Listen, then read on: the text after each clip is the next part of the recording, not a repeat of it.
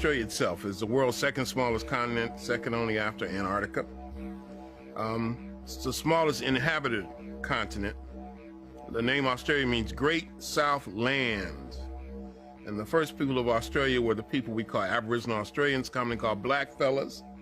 And of course, you have different names, the Koori, the Goori, the Noongar, and various names. The people of Australia, originally Australia was an African land. In fact, in European documentation, they considered it an African satellite. When the British came into Australia and began the mass extermination of African people, they were crystal clear who they were exterminating because they said it. And also we know that right off the coast of Australia was an island called Tasmania, a little island off the coast of Tasmania. There are no living Tasmanians in existence right now.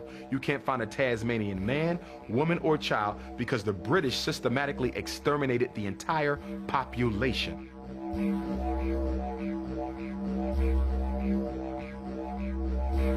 It wasn't until January 1967 that Aboriginal people in Australia were considered humans for the first time. In January 1967, there was a national referendum to decide Aboriginal Australians should have Australian citizenship. Up to that point, they were officially, and you can document this, classified as flora and fauna and plants and animals. In Australia, they would literally breed out the melanin of the people. You know, they would take the children and take them to breeding camps and breeding farms and breed the darker ones and the mulatto ones with white, and they would literally breed the melanin out of these people.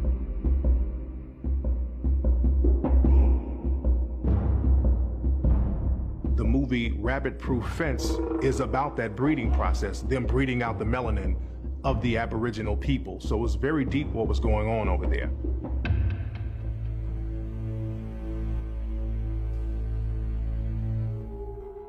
You have three major island chains: North Pacific, West Pacific, and South Pacific.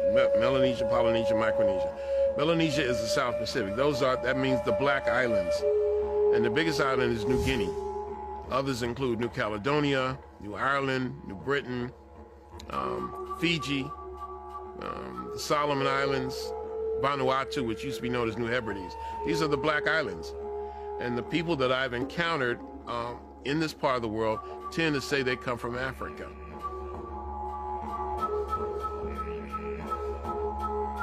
People tend to have very, very Africoid features: dark skin, tightly curled hair, large afros, we call them today.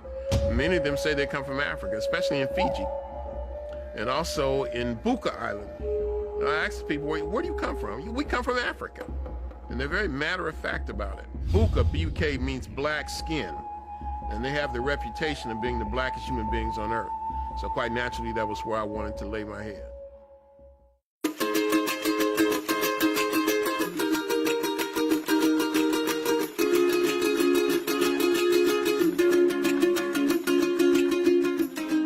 Look at images of King Kamehameha, and I know you have, who is what might be considered the founder of Hawaii. It's like the founding father of Hawaii. Clearly Africa.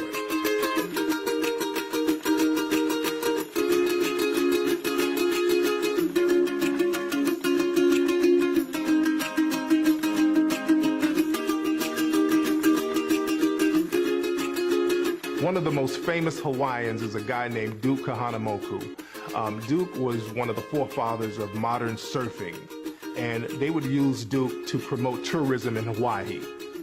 They would send Duke to the continental United States to promote swimming in Hawaii and surfing, and Duke had problems getting into swimming areas when he came to the continental U.S. because people thought that he was black because he was so dark, and many of the native Hawaiians, they have that dark African phenotype. If you go to places like Maui and some of the remote areas of Hawaii, they look like black people, just like Samoans. You go to Samoa, they look like black people over here in America.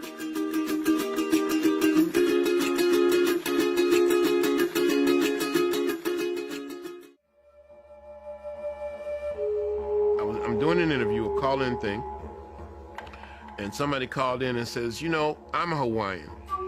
And he says, the problem was you just didn't meet the right people. I said, really?